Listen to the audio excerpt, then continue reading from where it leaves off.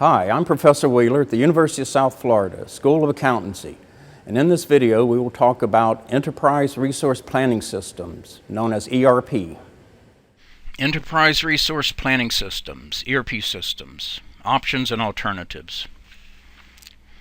In this session, we will discuss some of the options involved in choosing and implementing ERP systems and some of the alternatives to ERP systems. Here's a diagram of an ERP system.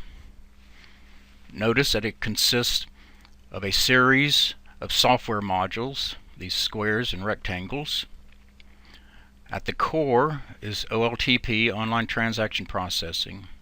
This unifies all your major business functions: sales, manufacturing, distribution, etc. Another major part of an ERP system is OLAP, Online Analytical Processing, and this is used by management. Often there's a third part, some additional add-on or bolt-on applications specific to that industry, or some kind of function that is not provided by the main ERP vendor. The software system, the business information system, is run off of an operational or production database. There's also often a data warehouse that management uses for OLAP, decision support for their management decisions. Often part of the old business information system will be carried forward and then linked into the ERP system. And then outside the company itself, through again ERP modules and internet connections, there would be connections to various business partners, customers, suppliers, etc. Okay, so let's look at options when choosing and implementing an ERP system. There are a couple of big picture decisions to make sure you get the right ERP vendor for your business.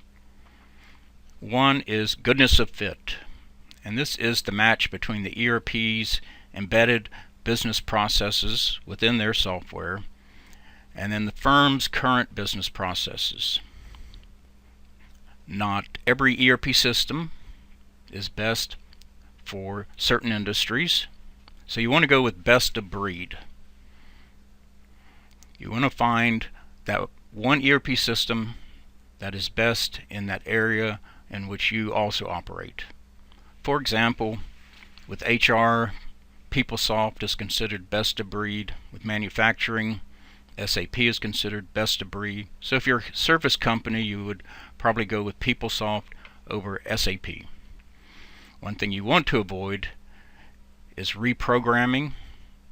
If the split between your business processes and the ERP business processes is so great that reprogramming is required, then you need to consider a different ERP vendor with similar business processes to yours.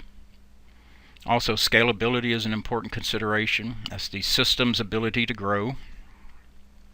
If you are a medium-sized company expecting to go global within a few years, you would not want to pick a medium-sized ERP system that will not keep up with that growth.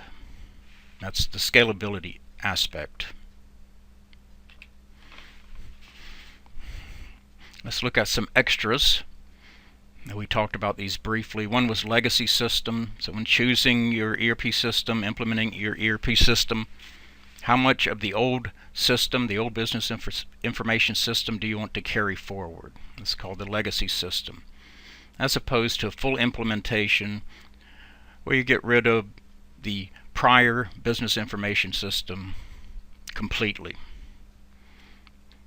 Add-ons or bolt-ons, remember we mentioned those, specialized software from third-party vendors for certain functions that the primary ERP vendor doesn't provide adequate modules for.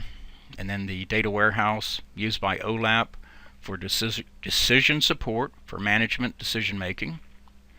This is a very large database. It contains data from your operational database and from other external sources. There are some implementation choices that also have to be made. One is the pace of implementation, Big Bang versus phased in. Big Bang is where you switch operations from your prior system, the legacy system, to the ERP system in one single event. Phased in is where independent ERP units are installed over time, assimilated and integrated. Big Bang is quicker, but it's riskier. If something goes wrong with your ERP system, your entire company may shut down. Phased in takes longer, but it's less risky for the same reason.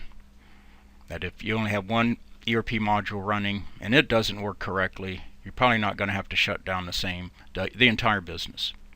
Expect during implementation time and cost overruns, especially in the areas of training, testing and integration, and database conversion. Finally, choices when implementing ERP systems, expect disruptions.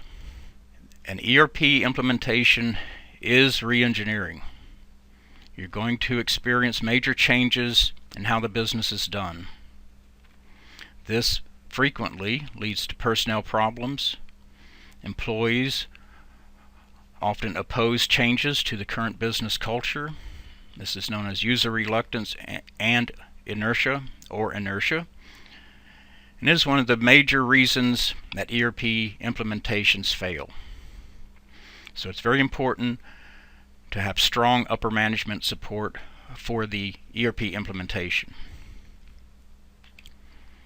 Okay, let's finish up and discuss a few alternatives to our traditional ERP systems. Enterprise systems. An enterprise system automates and integrates all of the major business functions within a company. Two types of enterprise systems that we'll discuss here briefly: ERP systems and the best-of-breed systems. ERP systems, we've been looking at the traditional on-site approach where the hardware and software is installed at the company's premises. Another approach to ERP systems is the off-site approach, where the internet is used.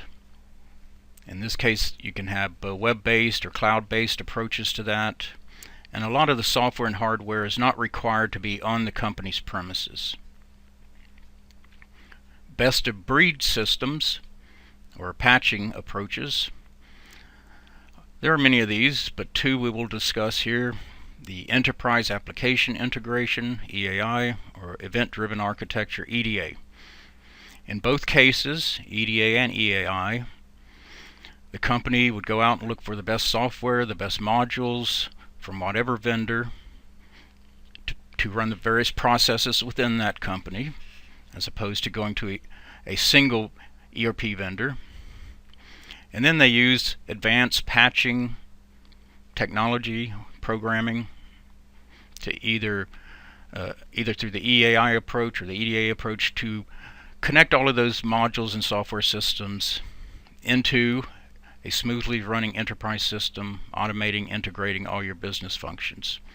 So the difference here between an EDA and an EAI: the EDA uses the internet model, network model, to patch together your various modules, and is referred to as a push model. Enterprise Application Integration does not use that kind of model, but more of a traditional patching of different systems, and is called a pull system. Thank you.